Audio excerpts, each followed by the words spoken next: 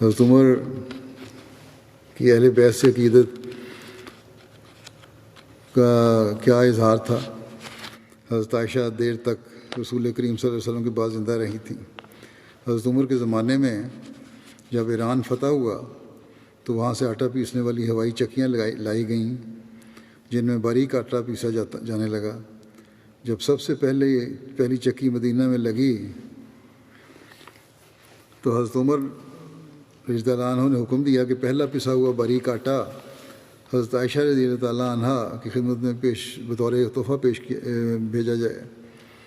چنانچہ آپ کے حکم کے مطابق وہ باریک میدا حضرت عائشہ رضی اللہ عنہ کی خدمت میں بھیجا گیا اور ان کی خادمہ نے اس آٹے کے باریک پھلکے تیار کیے۔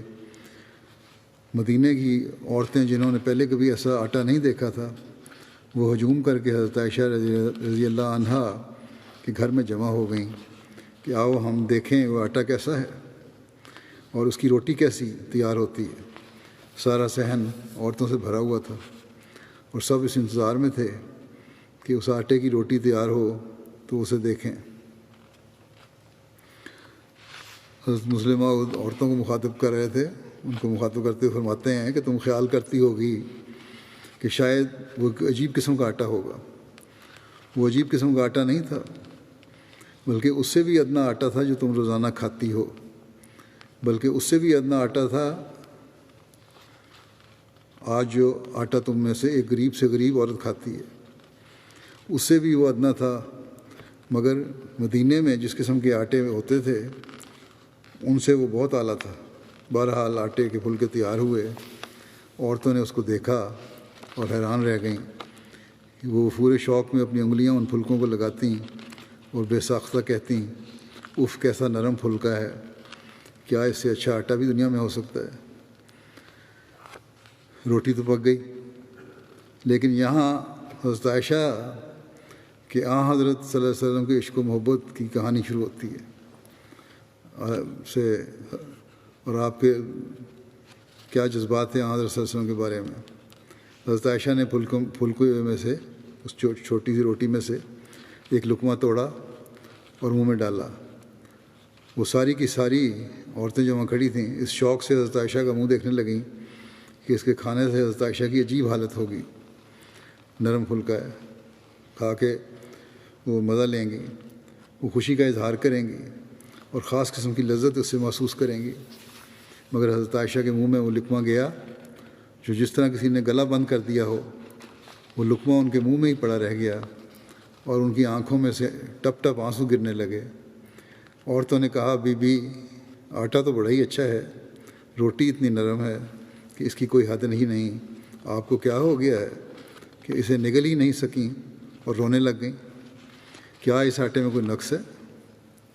حضرت عائشہ نے فرمایا آٹے میں نقص نہیں، میں مانتی ہوں کہ بڑا ہی نرم پھلکا ہے اور ایسی چیز پہلے ہم نے کبھی نہیں دیکھی، مگر میری آنکھوں سے اس لیے آنسو نہیں بہے کہ اس آٹے میں کوئی نقص ہے، بلکہ مجھے وہ دن یاد آ گئے جب رسول کریم صلی اللہ علیہ وسلم اپنی آخری عمر میں سے گزر رہے تھے۔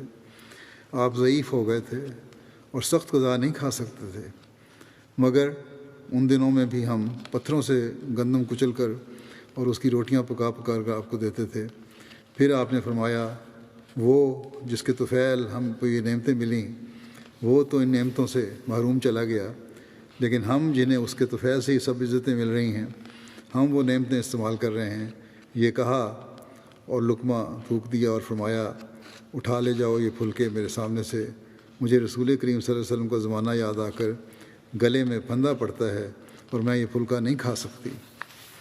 حضرت ابن عباس سے مروی ہے کہ جب حضرت عمر کے زمانے میں اصحاب رسول اللہ صلی اللہ علیہ وسلم نے مدائن کو فتح کیا، مدائن کسریٰ کی تختگاہ تھا، تو آپ نے ان کو مسجد میں چمڑے کی چٹائی بچھانے کا حکم دیا اور اموال غنیمت کے بارے میں حکم دیا جو اس چٹائی پر انڈیل دیے گئے۔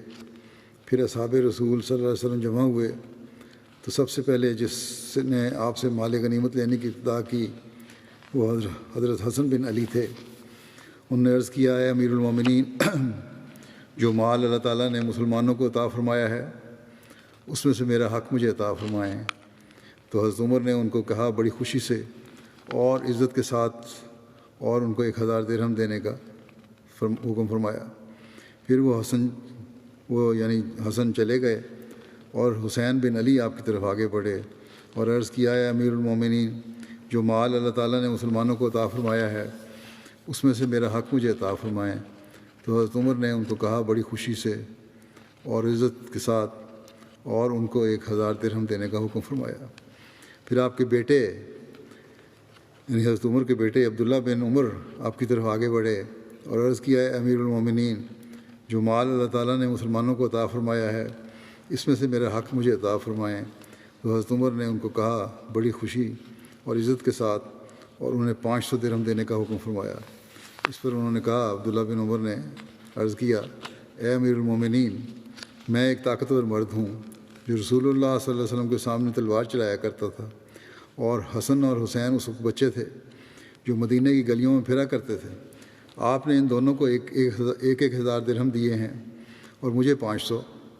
آپ نے فرمایا ہاں جاؤ اور میرے پاس ایسا باپ لے کے آؤ جیسا ان دونوں کا باپ ہے، اور ماں جو ان دونوں کی ماں کے جیسی ہو، اور نانا جو ان دونوں کے نانا جیسا ہو، اور نانی جو ان دونوں کی نانی جیسی ہو، اور چچا جو ان دونوں کے چچا جیسا ہو، اور ماموں جو ان دونوں کے ماموں جیسا ہو، اور خالہ جو ان دونوں کی خالہ جیسی ہو، اور یقیناً تو میرے پاس نہیں لا سکے گا۔